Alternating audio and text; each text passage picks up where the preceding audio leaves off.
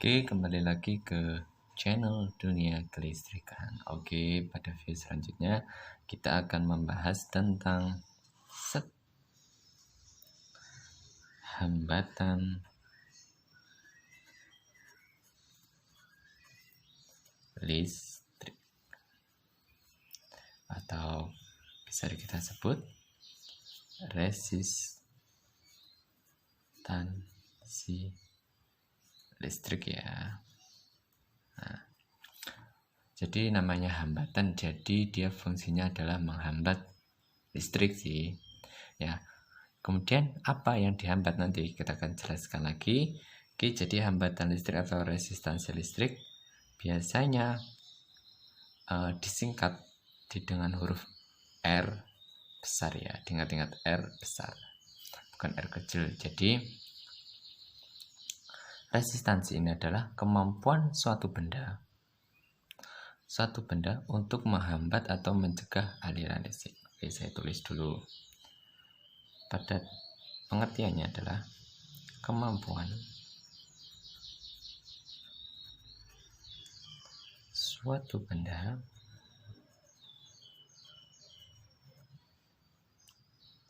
untuk menghambat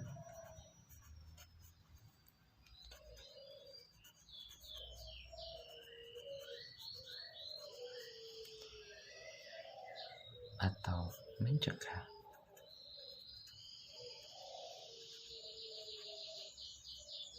aliran listrik. Aliran arus listrik.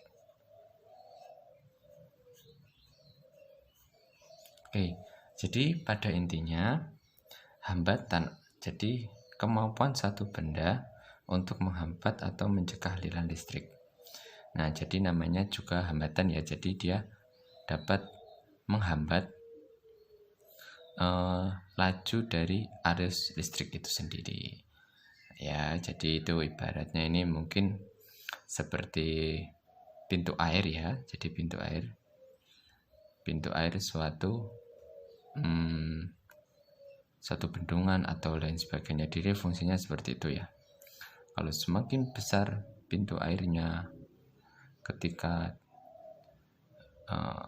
kalau hambatannya semakin besar, berarti arusnya yang mengalir semakin kecil. Seperti itu juga kalau hambatannya kecil, arusnya besar. Jadi pada intinya ini adalah menghambat. Contoh misalnya, saya kasih gambaran sedikit ya. Nah, pasti ingat-ingat ini, jangan lupa sumber tegangan DC. Ada positif, negatif. Dia ada arusnya. Nah, hambatan ini sangat banyak, bisa berupa kabel ataupun komponen-komponen yang lain dan lain sebagainya. Tapi kita analogikan bahkan sebuah komponen ini namanya resistor. Nanti saya akan jelaskan lagi. Oke, jadi biar tahu hambatan. Sebenarnya hambatan itu sangat banyak ya. Kabel dari ini juga bisa, atau komponen ini juga bisa kita analogikan ini sebagai hambatannya R. Nah, jadi kalau misalnya di sini 12 volt, kemudian di sini cuma arusnya di sini misalnya, saya kasih contoh misalnya di sini 10. Nah, 10. Jadi tegangan di sini sama di sini itu berbeda. Ya, diingat-ingat ya. Tegangan di sini sama di sini sudah berbeda. Kalau nanti kalian cek, ini di sini 12 volt, di sini 0. Ya. Karena apa? Habis oleh tahanan ini. Jadi dia menghambat laju dari alis listrik itu. Gitu ya. Sehingga pada intinya dia juga menghambat tegangan dan arusnya. Karena arusnya nggak terhambat, otomatis airnya kan nggak mengalir gitu. Oke, jadi gitu. Jadi dia mempunyai kemampuan suatu benda untuk menghambat atau mencegah aliran listrik. Oke, kemudian nilai resistor.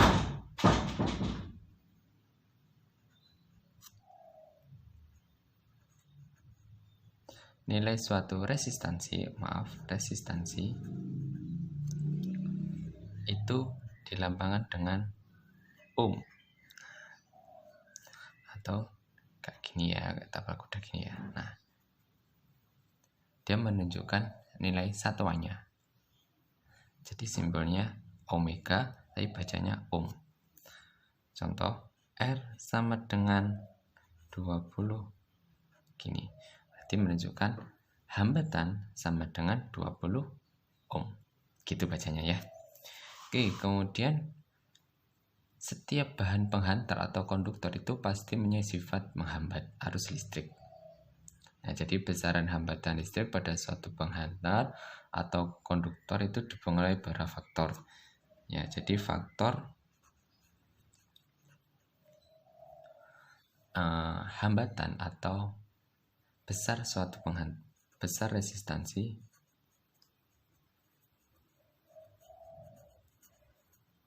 pada penghantar.